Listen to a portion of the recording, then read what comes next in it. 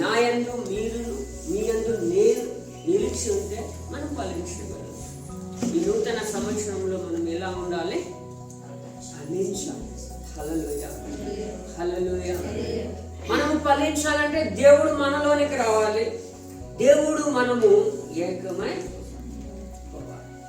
ఇంకా అంటున్నాడు చూడండి, అక్కడ యోహాను 15:5 అన్నాడు చూడండి, ద్రాక్ష వల్లని నేను, తీగలు మీరు. ఎవడు నా యందు నిలిచి ఉండునో, నేను ఎవని యందు నిలిచి ఉండునో వాడు బహుగా ఫలిస్తాడు. అంటే మనం దేవునిలో నిలిచి ఉంటేనే ఫలించగలుగుతాం. అక్కడ అంటున్నాడు, నాకు వేరుగా ఉండి మీరేమీ చేయలేరు. చూడండి, చాలా మంది దేవుని దగ్గరికి వస్తారు, దేవుడిలో నిలిచి ఉండలేరు. అంటే లోకము కావాలి, దేవుడు కావాలి. వాక్యం అంటది, ఉంటే చల్లగానైనా నుండు, యక్షగానైనా నుండు, నులివెచ్చని స్థితి ఉంటాడు. ఇక్కడ అదే అంటున్నాడు, నా యందును మీరు మీ యందు నేను నిలిచినట్లయితే మీరు ఫలిస్తారు. నాకు వేరుగా ఉంది మీరేమీ చేయలేరు అంటున్నాడు. ఫిలిప్పీ 4:13 అంటాడు, నన్ను బలపరచు అని అంటే సమస్తము. ఎవరు బలపరుస్తారు దేవుణ్ణి అంటే, దేవుణ్ణి ఎవరు నిలిచి ఉంటారో వారు మాత్రమే దేవుణ్ణి బలపరచగలరని వాక్యం మనకు అక్కడ చదివిస్తుంది. హల్లెలూయా. చూద్దాం, ఇంకొక మాట చూసి చూద్దాం. కొలస్సీ రాసిన పత్రిక 1:10 కూడా ఒక మాట చూడండి. అందుచేత ఈ సంగతి వినిన నాటి నుండి మేమును ఈ నిమిత్తము ప్రార్థన చేయుట మానక మీరు సంపూర్ణ జ్ఞానమును ఆత్మ సంబంధమైన వివేకం గలవారును ఆయన చిత్తమును పూర్ణముగా గ్రహించిన వారిని ప్రతి సత్కార్యంలో సఫలమగుచు దేవుని విషయమైన జ్ఞానమందు అభివృద్ధి పొందొచ్చు, అన్ని విషయాలలో ప్రభువును సంతోషపెట్టినట్లు. చూడండి, ఇక్కడ ఏమంటున్నాడు? అన్ని విషయాల జ్ఞానమందు, దేవుని విషయమైన జ్ఞానమందు అభివృద్ధి పొందొచ్చు అంటున్నాడు. అంటే మీరు ఫలించడానికి ఇక్కడ పౌలు అంటున్నాడు కొలస్సీ సంఘానికి, మీరు ఫలించినట్లు మేము ప్రార్థన చేస్తున్నాము అంటున్నాడు. ఎవరు ఫలించినట్లట? సంఘముగా ఉన్న ప్రతి బిడ్డ ఫలించినట్లు ఎవరు ప్రార్థన చేస్తున్నాడు? సేవకుడైన పౌలు ప్రార్థన చేస్తున్నాడు అని చెప్తాడు. మనము ఫలించాలి. వాక్యం అంటే ఫలించని ప్రతి తీగ అగ్నిలో పారవేయబడుతుంది. మత్తయి సువార్తలో అంటాడు, మారు మనస్సునకు తగిన ఫలితము పొందండి. ఎవరు ఫలించరో వాళ్ళేనట చెట్టున గొడ్డలి పెట్టుబడి ఉంది, అది నరికి అగ్నిలో. అందుకే మారు మనసుకు తగిన ఫలము ఫలించుడు అని వాక్యం చూద్దాం. మనం బాప్తిసం తీసుకుందాం. బాప్తిసం తీసుకున్నప్పుడు కొన్ని అడుగుతారు, ఒక్కొక్కరు అడుగుతారు, ఎందుకు బాప్తిసం తీసుకుంటామంటే ఇక నుండి నేను ప్రభు కొరకు బ్రతుకుతాను, పాప క్షమాపణ నిమిత్తం మనం బాప్తిసం తీసుకుంటా. ఇక నుండి నేను పాపం చేయను, ఇక నుండి నేను నూతన జన్మను పొందుతాను. అంటే లోకాన్ని విడిచిపెట్టాను, ఇక నుండి నేను క్రీస్తులో బ్రతుకుతానని మనం బాప్తిసం తీసుకుంటాం. కానీ మరలా మనం ఏం చేస్తాం? బాప్తిసం తీసుకున్న మరొక రోజు నుండే మనం ఏదైతే విడిచిపెట్టామో మళ్ళీ వాటిలో పాలు పంపులు పొందుతాం. అలాంటప్పుడు మనం ఎలా ఫలించగలుగుతాం కదా? హల్లెలూయా. అది కాదండి, మనం ఏదైతే విడిచిపెట్టామో దాన్ని మరలా ఆశించడం. కుక్క తన వాతికి తిరుగుతున్నది, మనిషి అలా ఉండదు. కక్కిన కుక్క కక్కేస్తుంది, మళ్ళీ ఏం దొరకకపోతే మళ్ళీ ఆ వాంట దగ్గరికి వెళ్ళి అది నాకు. అప్పుడు మనం ఫలించగలమా చెప్పండి? దేవుడు మనలో ఉంటేనే మనం ఫలించగలం. ఈరోజు నువ్వు నేను ఫలించాలి నూతన సంవత్సరంలో. దేవుడు అదే అంటున్నాడు. దేవుడు మనలో నిలిచి ఉంటే మొదటిగా మనం చేసేది ఏంటంటే ఫలించగలం. హల్లెలూయా. యోహాను సువార్తలో కూడా అదే చెప్తున్నాడు చూడండి. 15వ అధ్యాయము 16వ వచనంలో చూసినట్లయితే, మీరు నన్ను ఏర్పరచుకొనలేదు, మీరు నా పేరట మీరు నా పేరిట తండ్రిని ఏమి అడుగుదురో అది ఆయన మీకు అనుగ్రహించినట్లు మీరు వెళ్ళి ఫలించుటకును మీ ఫలము నిలిచుండుటకును హల్లెలూయా. చూడండి, దేవుడు ఇక్కడ స్పష్టంగా మీరు నన్ను ఏర్పరచుకొనలేదు, మనము దేవుని ఏర్పరచుకోలేదట, దేవుడే మనల్ని ఏర్పరచేసుకున్నాడు. ఎందుకు? మనము ఫలించటానికట. ఫలించి మన ఫలము నిలిచి ఉండటానికి దేవుడు మనల్ని ఏర్పాటు చేసుకున్నాడు అని చెప్తున్నాడు. ఈరోజు నువ్వు నేను అలా ఉండాలి. దేవునిలో నిలిచి ఉంటేనే మనం ఫలించగలం. దేవునిలో నిలిచి ఉండకపోతే మనం ఏనాడు కూడా ఫలించలేము. మన బ్రతుకు ఎలా ఉంటుందంటే జీవించుచున్నాం అనే పేరు మాత్రమే ఉంటుంది, కానీ మనము మృతులుగా ఉండగలం, ఫలించే స్థితి ఉండదు. చాలా మంది చూడండి, సంవత్సరాల తరబడి మందిరానికి వెళ్తారు, సరిగా ప్రార్థన చేయటం లేదా? నిజమండి, మన ఫలింపేది. హల్లెలూయా. ప్రార్థన చేయమంటే ఎప్పుడు చేసే ప్రార్థనే చేస్తారు. అలా పాట పాడమని అదే ప్రార్థన, వాక్యం చదవమని అదే ప్రార్థన, ఆరాధన చేయమని అదే. కొంతమందికి ఎలా ప్రారంభన చేయాలో తెలియదు, ఎలా ముగించాలో కూడా. సర్వీస్ ఎంత 20-30 సంవత్సరాల సర్వీస్, మరి నువ్వు ఎలా ఫలిస్తున్నావు దేవుని సన్నిధిలో కదా? అది కదండి ఫలించాలి. మన దినదినము వృద్ధిలోనికి రావాలి. ఇక్కడ అదే అంటున్నాడు, మీరు నన్ను ఏర్పాటు చేసుకోలేదు, నేనే మిమ్మల్ని ఎందుకు ఏర్పాటు చేసుకున్నాడు దేవుడు? ఫలించటానికి, ఆ ఫలము మనలో నిలిచి ఉండటానికి. అందుకే ఆది కాండంలో అంటాడు 1:28, మీరు ఫలించి అభివృద్ధి పొంది భూమిని నిర్మించండి, విస్తరించండి అంటాడు. అంటే దేవుడు మనల్ని ఆస్వాదించడానికే దేవుడు మనల్ని ఎన్నుకున్నాడు. మనం ఏం చేద్దాం, మాకు ఆశీర్వాదాలు వద్దురా బాబాయ్, నాకు ఇవే కావాలి. ఏంటి? లోకపరమైన ఆశీర్వాదాలు కావాలనుకుంటున్నాం, ఆత్మపరమైన ఆశీర్వాదాలు మనకు కావాలి. అవి శాశ్వతంగా ఉండాలి. లోకపరమైనవి కొన్ని కావాలి, అవి నిన్ను సంతోషాన్ని ఇవ్వాల. నువ్వు దేవుల్లో నిలిచి ఉంటేనే మనం ఆనందించగలం. హల్లెలూయా, హల్లెలూయా. అందుకంటాడు యాకోబు పత్రిక 1:17 అంటాడు, మనం నిలిచి ఉంటే ప్రతి ఈవి, శ్రేష్టమైన ప్రతి ఈవి జ్యోతిర్మయకు తండ్రి యొద్ద నుండి నీ యొద్దకు నా యొద్దకు వస్తుంది. ఎప్పుడు? మనం నిలిచి ఉన్నప్పుడు. ఎవరిలో?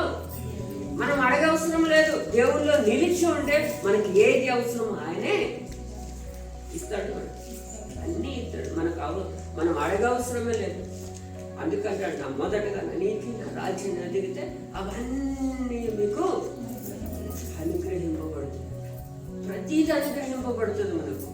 కానీ మనము చేసేది దేవుడిలో నిలిచి ఉండటం మనము నేర్చుకోవాలని వాక్యం చెప్తుంది. సామెతలలో ఒక మాట చెప్తాను చూడండి. సామెతల గ్రంథము 11వ అధ్యాయము 30 అంటాడు కదా, నీతిమంతులు ఇచ్చు ఫలము జీవవృక్షము, ఇతరులను చూడండి. ఇక్కడ అంటున్నాడు, నీతిమంతులు ఇచ్చు ఫలం ఎలా ఉంటుందట? జీవాన్ని ఇస్తుంది. మన దేవుడు నీతిమంతుడు, అవునా కదా? అందుకంటే ఆయన నిలిచి ఉంటే వాక్యం అంటే ఆకు అడక తన కాలమందు ఫలమిచ్చు చెట్టు అలా ఉంటారు. మన దేవుడు నీతిమంతుడు కనుక మనము నీతిగా బ్రతికితే ఆ జీవవృక్షాన్ని మనం పొందగలుగుతాం. ఇంకొక పాట పాడాం కదా, జీవవృక్ష ఫలం అంటే 12 నెలలు కూడా కాపు కాస్తూనే ఉంటుంది. దానికి ఇంకా ఏ ఓటమి, అది ఓడడం రాలిపోవటం 12 నెలలు కూడా నీకు ఏమిస్తుంది? ఫలాలు ఇస్తూనే ఉంటుంది. నువ్వు నేను కూడా దేవుళ్ళో నిలిచి ఉంటే మనం ఫలిస్తూనే ఉంటాం. అనేక మందికి మన జీవితాలు ఏమవుతాయి? ఆశీర్వాదకరంగా మన బ్రతుకులు మార్చబడుతూ ఉంటాయి. హల్లెలూయా. చూద్దాం, ఇంకొక మాట చూద్దాం. 2 పేతురు రాసిన పత్రికలో ఒక మాట చెప్తున్నాడు చూడండి. 3వ అధ్యాయము 18వ వచనం కూడా అంటాడు, మన ప్రభువును రక్షకునైన యేసు క్రీస్తు అనుగ్రహించి కృపయందును జ్ఞానమందును అభివృద్ధి. చూడండి, ఇక్కడ ఏమంటున్నాడు? ఆయన కృపయందు జ్ఞానమందు ఏం చేయాలంటే మనము అభివృద్ధి పొందుతూ ఉండాలి. అప్పుడే మనము దేవునిలో ఫలించాలి. జ్ఞానము కలిగి ఉంటేనే మనం దేవుని నిలిచి ఉండగలుగుతామని. ఆ జ్ఞానం లేకపోతే మనము భ్రష్టులుగా మారిపోతాం. హల్లెలూయా. ఈరోజు దేవుడు నిన్ను నన్ను ఫలించటానికి ఏర్పాటు చేసుకున్నాడు కనుక మనం ఫలించే మార్గములోనికే వెళ్ళాలి. హల్లెలూయా. అందుకే దేవుడు మనలో నిలిచి ఉంటే మనం ఏం చేయగలుగుతాం? ఫలించగలుగుతాం. ఇందులో ఒక మాట చూద్దాం. 1 కొరింథీయులకు రాసిన పత్రిక 10వ అధ్యాయము 16వ వచనంలో కూడా ఒక మాట అంటాడు చూడండి. మనము దీవించు ఆశీర్వచనపు పాత్రలోనిది తాగుట క్రీస్తు రక్తంలో పాలు పంచు కదా. మనము విరుచు రొట్టె తినుట క్రీస్తు శరీరంలో పాలు పంచుకున్నట్టే కదా. చూడండి, మనము జీవించాలంటే, మనము ఫలించాలంటే ఏం చేయమంటున్నాడు ఇక్కడ? రక్త మాంసాలలో నువ్వు పాలు పంచుకోవాలంట. మనం ఏం చేస్తాం? రక్త మాంసంలో పాలు పొంది మళ్ళా దాన్ని మన ఇంటికి వెళ్ళిపోయి మన యథాస్థితిలోకి వెళ్ళిపోతాం. అవునా కదా? అంటే మనం ఏదైతే విడిచిపెట్టామో దాన్ని మళ్ళీ ఆశిస్తాం. రక్త మాంసాలు ఎందుకు? నా శరీరానికి గుర్తుగా ఈ రొట్టెను తీసుకోమన్నాడు. నా రక్తానికి గుర్తుగా ఈ ద్రాక్ష రసాన్ని పుచ్చుకొని. ఎందుకు? ఇవి ఎవరైతే తీసుకుంటారో వాళ్ళు క్రీస్తులో జీవించినట్లు అన్నాడు. అందుకంటాడు, నా శరీరాన్ని తిని నా రక్తము తాగువాడే నిత్య జీవం గలవాడు. మనం నిత్యము జీవించి ఉండాలి అంటే వాటిలో పాలు పంపులు పొందాలి. పొంది వాటిని కాపాడుకోవాలి. దాన్ని అని తీసుకొని మళ్ళీ వెళ్ళి యథాస్థితిలో మనం ఏ తప్పులైతే దేవుడికి వ్యతిరేకమైన కార్యాలు చేస్తామనుకో మనం జీవించగలమా? వాక్యం అంటది, వాటిలో ఎవరు అయోగ్యంగా తీసుకుంటే వాడు శాపగ్రస్తుడు. హల్లెలూయా. మన శాపం తెచ్చుకోకూడదు. మనమే దేవుడు మనల్ని ఎందుకు పిలిచాడు? అభివృద్ధి చెందటానికి పిలిచాడు. మనల్ని ఫలించటానికి దేవుడు పిలిచాడు. హల్లెలూయా. దేవుడు మనలో నిలిచుంటే మొదటి లక్షణం ఏంటంటే ఫలించగలుగుతాం. రెండోదిగా దేవుడు మనలో నిలిచుంటే మనం ఎప్పుడూ సంతోషించేవారుగా. హల్లెలూయా. ఏం కలిగి ఉంటామట? సంతోషిస్తామట. 2 కొరింథీయులకు రాసిన పత్రిక 12వ అధ్యాయము 9వ వచనంలో అంటాడు చూడండి. అందుకు నా కృప నీకు చాలును, బలహీనత యందు నా శక్తి పరిపూర్ణ మగుచున్నదని. చూడండి ఏమంటున్నాడు ఇక్కడ? నా కృప నీకు చాలును. దేవుడిలో నిలిచి ఉంటే మనం బలహీనంగా ఏమవుతామంట? సంతోషించాలి, పరిపూర్ణులుగా ఉండగలుగుతాం. ఇంకా కింద అంటాడు చూడండి, కాగా క్రీస్తు శక్తి నా మీద నిలిచిండు నిమిత్తం విశేషముగా నా బలహీనతలంటే చూడండి, నా బలహీనతలంటే బహు సంతోషముగా నేను అతిశయపడుతున్నాను. నేను ఎప్పుడు బలహీనుడనో అప్పుడే బలవంతుడు అంటున్నాడు. దేవుడు మనల్ని నిలిచి ఉంటే మనం బలవంతులుగా ఉండగలుగుతాం, బహుగా సంతోషించగలుగుతాం. హల్లెలూయా. అందుకే వాక్యం అంటది, దేవుని సన్నిధిలో సంపూర్ణ సంతోషము కలదు, ఆయన కుడి హస్తాలలో నిత్య సుఖములు కలవు అని వాక్యం మనకు చదివిస్తూ ఉందండి. హల్లెలూయా. ఈరోజు నీవు నేను సంతోషించాలి. ఎవరిలో? దేవుని యందు సంతోషించాలి, మనుషులు ఎందుకు కాదండి. తాగుబోతులు తాగితే సంతోషిస్తారు, పేకాటలో సంతోషిస్తారు, కోడి పందాలలో సంతోషిస్తారు. అవి ఎప్పటి వరకు? అవి ఉన్నంత వరకు. కానీ నీకు పరిపూర్ణమైన సంతోషము కావాలంటే నువ్వు దేవునిలో నిలిచి ఉంటేనే సంతోషించగలుగుతావు. అందుకంటాడు, ప్రభువునందు ఆనందించుడి, మరలా నేను చెబుతాను మీరు ఆనందించండి. ఎవరిలో ఆనందించాలి? మనము ప్రభువులో ఆనందించాలి, ప్రభువులో సంతోషించాలి, ప్రభువులో ఉల్లాసించాలి. ఆ సంతోషము ఆనందము మనకు దేవుడు స్థిరంగా ఇస్తాడు. దేవుడు మనలో నిలిచి ఉన్నాడు. హల్లెలూయా, హల్లెలూయా. ఈరోజు మనం ఆ సంతోషము అనుభవించాలి నూతన సంవత్సరంలో. ఇంకొక మాట చూద్దాం. 1 కొరింథీయులకు రాసిన పత్రికలో ఒక మాట అంటున్నాడు చూడండి. 10వ అధ్యాయము 13వ వచనంలో అంటాడు,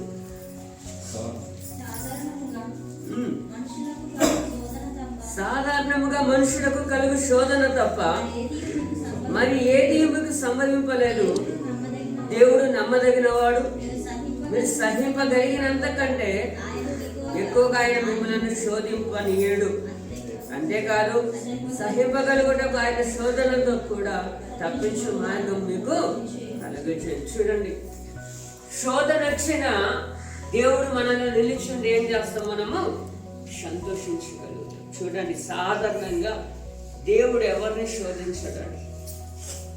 ఒకవేళ దేవుడు శోధిస్తే దాన్ని తప్పించుకునే మార్గాన్ని కూడా దేవుడు ఏం చేస్తాడు, నువ్వు శోధనలో ఏం చేయాలి, నువ్వు సంతోషించడం నేర్చుకోవాలి. నేను అందుకే ప్రార్థన చేస్తాను, ప్రభా నన్ను శోధించు, నన్ను బాధ పెట్టు, కానీ దాన్ని తట్టుకునే శక్తి నాకు దయచేయనని ప్రార్థన చేస్తాను. ఎందుకంటే శోధన మనిషిని ఏం చేస్తుందంటే బలహీనంగా సాగు దగ్గరికి చేస్తుంది. నిన్నే ఒక వ్యక్తిని ఒక ఫోన్ వచ్చింది నాకు, ఆయనకి ఏ ఇబ్బందులు లేవట, కానీ గడ్డి మందు తాగేస్తాడు. ఏ మందు? గడ్డి మందు. అంటే బయటికి బాగానే కనబడ్డాడు, తన మనసులో ఏముందో తెలియదు, కానీ గడ్డి మందు తాగిండట, సీరియస్ గా ఉన్నాడని ఫోన్ చేశాడు. చూడండి, మానసికంగా కురుంగిపోతే ఉపయోగం, దాన్ని ఇంకెవరు బాగు చేయాలి. అందుకే అంటున్నాడు, శోధింపబడాలి, కానీ దాన్ని తట్టుకునే శక్తి కూడా మనం పొందుకోవాలి.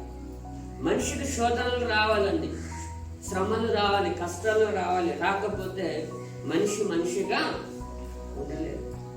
కనుక అడగండి, ప్రభా నన్ను శోధించు, కానీ దాన్ని తట్టుకునే శక్తి నాకు, దానిలో ఆనందించడం నాకు నేర్పించు ప్రభా అని అడిగితే దేవుడు నేర్పుతాడు. ఈరోజు నేను ఇలా ఉండటానికి కారణం అదే ప్రార్థన. హల్లెలూయా. లేకపోతే నేను ఎప్పుడో ఈ లోకాన్ని విడిచి వెళ్ళి ఉండేవాడు. ఇక్కడ అదే అంటున్నాడు, సాధారణంగా దేవుడు ఎవరిని శోధించాడు. అందుకే దేవుళ్ళో నిలిచి ఉంటే ఎంత శోధనున్నా మనము సంతోషిస్తాం. అందుకే శద్రకు మేషకులు దేవుడు సంతోషించారు. వాళ్ళు ముగ్గురు, మా దేవుడు రక్షించడానికి సమర్థుడు, ఒకరిని రక్షించకపోయినా నీ దేవుని అయితే మేము, అంటే వాళ్ళు ఏం చేస్తాం, మరణాన్ని కూడా సంతోషంగా అనుభవిస్తున్నారు. అవును కదా. ఈరోజు నువ్వు నేను అదే స్థితిలో ఉండాలని ప్రభు లేఖనాలు మనకు చదివిస్తున్నాయి. హల్లెలూయా, హల్లెలూయా. చూద్దామని ఇంకొక మాట చూద్దాం. యెషయా గ్రంథంలో ఒక మాట అంటాడు, చూడండి. యెషయా గ్రంథము 40వ అధ్యాయము 29వ వచనంలో ఒక మాట అంటున్నాడు, సొమ్మసిల్లు వారికి బలమిచ్చువాడు ఆయనే, శక్తిహీనులకు బలాభివృద్ధి కలగజేయువాడు ఆయనే. చూడండి, ఇక్కడ అంటున్నాడు, సొమ్మసిల్లు వారికి బలమిచ్చువాడు ఆయనే, శక్తిహీనులకు బలాభివృద్ధి కలగజేయువాడు ఆయనే. అంటే ఎప్పుడు నువ్వు దేవునిలో నిలిచి ఉన్నప్పుడు, మనకు సొమ్మసిల్లు పడిపోయినప్పుడు ఆయనే ఏం చేస్తాడు, భుజము కట్టి లేపుతాడు. అందుకే బలమిచ్చేవాడు ఆయనే, శక్తిహీనులకు బలాభివృద్ధి కలగచేవాడు కూడా ఆయనే చెప్తుంది. ఆయన తప్ప ఎవరు నిన్ను బలపరచలేరు. ఆయనలో తప్ప సంతోషం ఎక్కడ కూడా. ఒక భద్రుడు పాడుతాడు, సంతోషం ఎక్కడుందని అక్కడికి ఇక్కడికే తిరిగాను, కానీ చివరికి అది నీలోనే నేను కనుగొన్నానని చెప్తాడు. సంతోషము ఎవ్వరు ఇవ్వలేరండి. నీకు పరిపూర్ణమైన సంతోషము దొరకాలి అంటే అది దేవునిలోనే తప్ప ఎక్కడ కూడా సంతోషం మనకు దొరకదు. హల్లెలూయా. 43 యెషయా గ్రంథము 2వ వచనంలో కూడా అంటాడు, చూడండి, నువ్వు జలములలో పడి దాటి వెళ్ళినప్పుడు నేను నీకు తోడైందును, నదులలో పడి వెళ్ళినప్పుడు అవి నీ మీద వదిలిపారవు, నడిచినప్పుడు కాలిపోవు జ్వాలలు నిన్ను. చూడండి, దేవుల్లో నిలిచి ఉంటే నీకు ఎలాంటి ప్రమాదకరమైన సిచ్యువేషన్స్ వచ్చినా, పరిస్థితులు వచ్చినా నువ్వు ఎలా ఉంటావు, సంతోషంగా ఉండగలుగుతావు. హల్లెలూయా. యోసేపు తన శ్రమలో దేవుని యందు సంతోషించాడు. అన్నదమ్ముల్లో శోధన వచ్చింది, పోతిఫర్ ద్వారా శోధన వచ్చింది, జైల్లో శోధన వచ్చింది, చివరికి అన్నిటిని కూడా జయించాడు, సంతోషించాడు శోధనలో. కానీ దేవుడు తనకి మహా సంతోషకరమైన జీవితాన్ని ఇచ్చాడు. ఎందుకు? యోసేపు దేవునిలో నిలిచి ఉన్నాడు కనుక. ఆ యోసేపులో దేవుడు నిలిచి ఉన్నాడు. తాను అడుగు పెట్టే ప్రతి స్థలంలో కూడా ఆయనకు తోడుగా దేవుడు ఉన్నాడు. హల్లెలూయా. ఈరోజు నువ్వు నేను కూడా అలా దేవునిలో సంతోషించాలి అంటే దేవుడిలో నిలిచి ఉండటం మనము ఏం చేయాలి? నేర్చుకోవాలి. అందుకే అంటాడు కదా 1 పేతురు పత్రిక 4వ అధ్యాయము 13వ వచనములు కూడా ఒక మాట చెప్తున్నాడు చూడండి. అక్కడ అంటున్నాడు, క్రీస్తు మహిమ బయలుపరిచినప్పుడు మీరు మహానందంతో సంతోషించిన నిమిత్తం క్రీస్తు శ్రమలలో మీరు పాలువారై ఉన్నంతగా సంతోషించండి. చూడండి, ఇక్కడ చెప్తున్నాడు మనం మహా సంతోషం మహానందము పొందాలి అంటట క్రీస్తు శ్రమలలో మనం ఏమవ్వాలి? పాలువారవ్వాలి. క్రీస్తు చాలా శ్రమ పడ్డాడు కదా. క్రీస్తు కన్నా అధికంగా పౌలు శ్రమ పడ్డాడు. యేసు ప్రభు ఒక్కసారి కొరడ దెబ్బలు తిన్నాడు, కానీ పౌలైతే 3 సార్లు కొరడాలు దెబ్బలు తిన్నాడు. ఇక్కడ అదే అంటున్నాడు చూడండి, మహానందముతో సంతోషించు నిమిత్తం క్రీస్తు శ్రమలలో మీరు పాలువారై ఉండాలి. అందుకే ఒక దగ్గర అంటాడు, అదే చూడండి 4వ అధ్యాయము 1వ వచనములు అంటున్నాడు చూడండి, క్రీస్తు శరీరమును శ్రమ పడను కనుక మీరంటే మనసును ఆయుధంగా ధరించుకోండి. అంటే క్రీస్తు మనసు మనము కలిగి ఉంటే ఎలాంటి శ్రమలు వచ్చినా మనము ఆ శ్రమలో ఏమవుతాం? కృంగిపోమండి. కృంగిపోతామా? సంతోషించగలుగుతాం. ప్రభా నన్ను శోధించు, అయినా హ్యాపీగా ఉండగలుగుతాం. ఇక్కడ అదే అంటాడు, క్రీస్తు మనసు మనము కలిగి ఉంటే మనకి ఎంత శ్రమ వచ్చినా దేవునిలో సంతోషించగలమని ప్రభు లేఖనాలు మనకు చదివిస్తాం. అనేక శ్రమలు వస్తాయి మనం, అవునా కదా. మనం దేవుని నమ్మినప్పుడు అనేక మంది అనేక మాటలు అంటారు. కొన్ని దేవుని నమ్మి ఒక చర్చిని ఇంకో చర్చిని వెళ్ళినా ఆ చర్చికి ఎందుకు వెళ్ళా? ఆ చర్చిలో ఏమీ ఉండదు. మా చర్చికి వచ్చి లాగేవాళ్ళు ఉంటారు, చాలా మంది ఉన్నారు. అందుకే మత్తయి సువార్తలు 5వ అధ్యాయము అక్కడ అంటాడు చూడండి 11వ వచనంలో అంటాడు, నా నిమిత్తము జనులు మిమ్మల్ని నిందించి హింసించి మీ మీద అబద్ధంగా చెడ్డ మాటలు పలుకున్నప్పుడు మీరు ధన్యులు. అక్కడ అంటారు, సంతోషించి ఆనందించుడి, పరలోకమందు మీ ఫలము అధికమగును. చూడండి, చాలా మంది జనాలు అంటారు అక్కడికి ఎందుకు వెళ్తున్నా, అక్కడ ఏమీ ఉండదు. ఉండదా? అక్కడ ఏమి ఉండదు. మా చర్చకు వస్తే అన్నీ ఉంటాయి. లేకపోతే కొత్తగా దేవుడిని అన్నప్పుడు అబ్బరా గొప్పగా వెళ్ళిపోతున్నాడు మందిరాన్ని అని చెప్పి వాళ్ళని బయటికి లాగడానికి ప్రయత్నం చేస్తున్నారు. కానీ ఇక్కడ అంటున్నాడు, మీరు అప్పుడు ఏమవ్వాలట? మీ కొరకు చెడ్డ మాటలు పలికినప్పుడు మీరు సంతోషించి ఆనందించండి. దేవునిలో మనం ఆనందిస్తే ఎవరైతే మనకి కీడు తలపెట్టాలని చూస్తున్నారో ఆ కీడు మనల వారి మీదకే వెళ్ళిపోతుంది. నిజమేనండి. హల్లెలూయా, హల్లెలూయా. ఈరోజు ప్రభువులో నిలిచి ఉండే 2 లక్షలు ఏంటంటే మనం సంతోషించే వారిగా ఉన్నాము. 3వదిగా మనము ప్రభు మనలో నిలిచి ఉంటే మనం ప్రేమించే వారిగా ఉండగలుగుతాం. దేవుడు ప్రేమ స్వరూపం. దేవుడు ఎవరు? ప్రేమ లేనివాడు నా వాడు కాదు అంటాడు. ప్రేమ లేనివాడు నన్ను ఎరగడు అంటాడు ఒక దగ్గర, అవునా కదా. మన 3వ లక్షణం ఏంటంటే ప్రేమించేది. హల్లెలూయా. ప్రేమ కలిగి ఉండగలుగుతాం. 1వ యోహాను పత్రిక 4వ అధ్యాయము 12వ వచనంలో కూడా అంటున్నాడు చూడండి, ఏ మానవుడును దేవుని ఎప్పుడు చూసి ఉండలేదు. మనం ఒకరినొకడు ప్రేమించినలా దేవుడు మన యందు నిలిచిండును, మన యందు సంపూర్ణమగును. హల్లెలూయా. చూడండి, ఇక్కడ వాక్యం స్పష్టంగా చూస్తుంది. మనము దేవుడిని ఎప్పుడైనా చూసామా కదా. చూడండి, చాలా మంది ఇంటిల్లో దేవుని ఫోటోలు పెడతారు కదా. ఒక్కొక్క ఫోటోలో ఒక్కొక్క రూపం ఉంటుంది యేసుక్రీస్తుకి, అవునా. అందుకే దయచేసి ఎవరైనా ఫోటోల నుండి తీసి పడేస్తే దేవుడు కాదు, దేవుని యొక్క రూపము మనం చూడలే. ఇక్కడ అదే అంటున్నాడు, ఏ మానవుడు దేవుని ఎప్పుడు చూసుండలే. దేవుడు ఆత్మ, దేవుడు వాక్యమై ఉన్నాడు. దేవుని మనం చూడలే. అది ఊహగానం బట్టి ఆ ఫోటోలు పెడతారు అంతే. చూడండి ఇక్కడ అంటున్నాడు, దేవుని ఎలా చూడగలుగుతామంటే మనము ఒకరినొకడు ప్రేమించిన యెడల దేవుడు మన యందు నిలిచి ఉండును. ఆయన ప్రేమ మన యందు సంపూర్ణం అవుతుంది. అంటే ఒకరినొకరు ప్రేమించుకోవడం వల్లనే దేవుడు ఉన్నాడు అని రుజువు అన్నట్టు అది. అంతేకాని దేవుడు ఇలా అలా ఉన్నాడు అని కాదు. దేవుడు ఆత్మ అయిన దేవుడు. ఆ ఆత్మ అయిన దేవుడిని మనం ఎలా ప్రేమించగలుగుతామంటే ఒకరినొకరు ప్రేమించుకోవడం వలన దేవుడు ఉన్నాడని మనకు తెలుస్తుంది. హల్లెలూయా. అదే యోహాను పత్రిక 2వ అధ్యాయం 5వ వచనంలో కూడా అంటాడు చూడండి.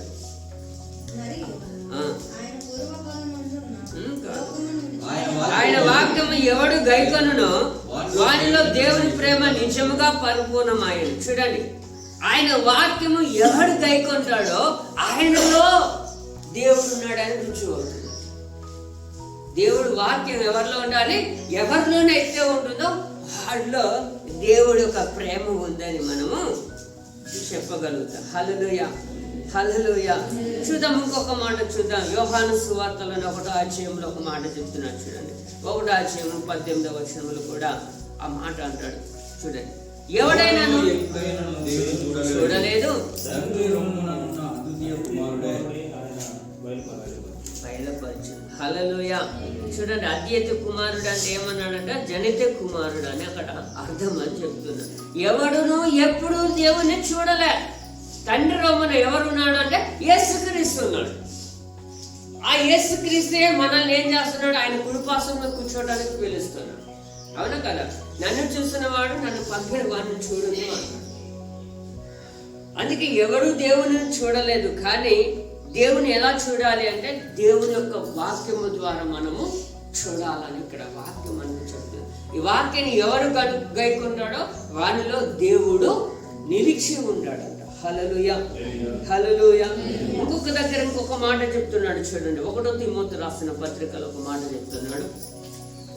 1 తిమోతి రాసిన పత్రిక 6వ అధ్యాయము 16వ వచనంలో కూడా ఒక మాట అంటున్నాడు చూడండి. సమీపింపరాని తేజస్సులో ఆయన మాత్రమే వసించు అమరత్వము గలవాడై ఉన్నాడు.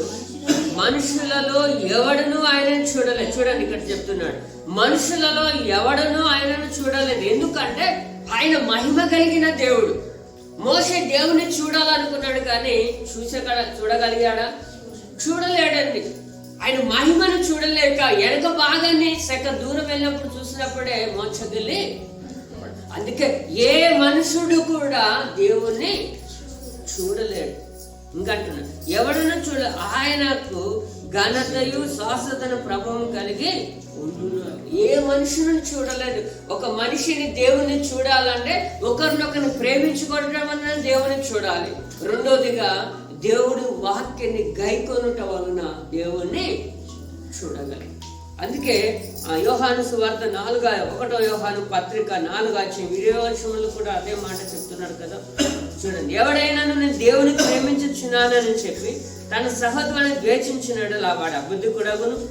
తాను చూసిన తన సహోదరుని ప్రేమింపిన వాడు తను చూడని దేవుణ్ణి ప్రేమింప లేడు అంటున్నాడు. సహోదరుని ప్రేమిస్తే మనం దేవుని ప్రేమించినట్లు. దేవుడు సహోదరుల మధ్యనే కనబడతాడని ఇక్కడ వాక్యం స్పష్టంగా మనకు చెబుతుంది. 17వ వచనంలో కూడా ఒక మాట అంటున్నాడు చూడండి. తీర్పు దినమందు మనకు ధైర్యం కలిగినట్లు ప్రేమ మనలో పరిపూర్ణం చేయబడినది. ఎలయనగా ఆయన ఎట్టివాడు ఉన్నాడో మనము కూడా ఈ లోకంలో అట్టివారమై ఉన్నాము. ప్రేమలో భయము ఉండదు. క్రీస్తు ఎలా ఉన్నాడో మనం కూడా అలా ఉండగలుగుతామట ప్రేమ కలిగి ఉంటాం. అందుకే నేను క్రీస్తును పోలి జీవించినట్లు మీరు నన్ను పోలి జీవించుడని పౌలు చెప్తాడు. ఆ గ్రంథంలో 6వ వచనంలో కూడా ఒక మాట అంటున్నాడు చూడండి. మనము దేవుని సంబంధులము, దేవుని ఎరిగిన వాడు మన మాట. మనం ఎవరి సంబంధులం అట? దేవుని యొక్క సంబంధులం. దేవుని సంబంధులు అయితే ఆయన మాట వింటారు అంటున్నాడు. ఇంకే దేవుని ఎరిగిన వాడు ఎరిగిన వాడు మన మాట వినను.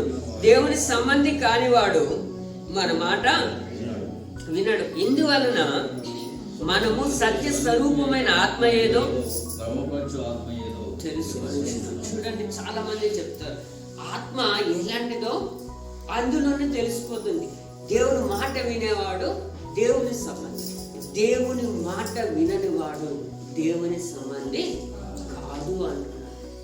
చూడండి, దేవుని మాట వింటే ఆ దేవుని మాటలో ఏముందంటే ప్రేమ ఉంది. ఆ ప్రేమ నీలో నాలో నిలిచి ఉంటుందండి. అందుకే కొన్ని పత్రిక 1 కొరింథీ 13:13 అంటాడు కదా, ప్రేమ, నిరీక్షణ, ఇంకా ఇంకొకటి ఉంటుంది విశ్వాసం. ఈ మూడిట్లో శ్రేష్టమైనది ప్రేమయే అంటారు.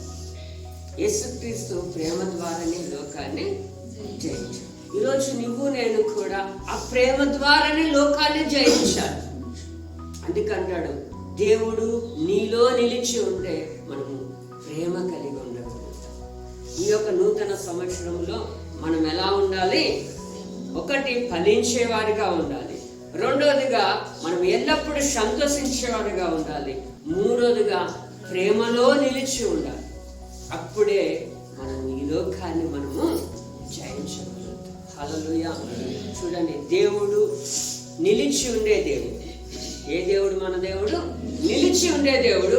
ఆ దేవుడు మనలో నిలిచి ఉంటే మనలో ఈ 3 లక్షణాలు కూడా నిలవరముగా నిలవబడతాయి. ఈ కొద్ది మాటలో దేవుడు దీవించును.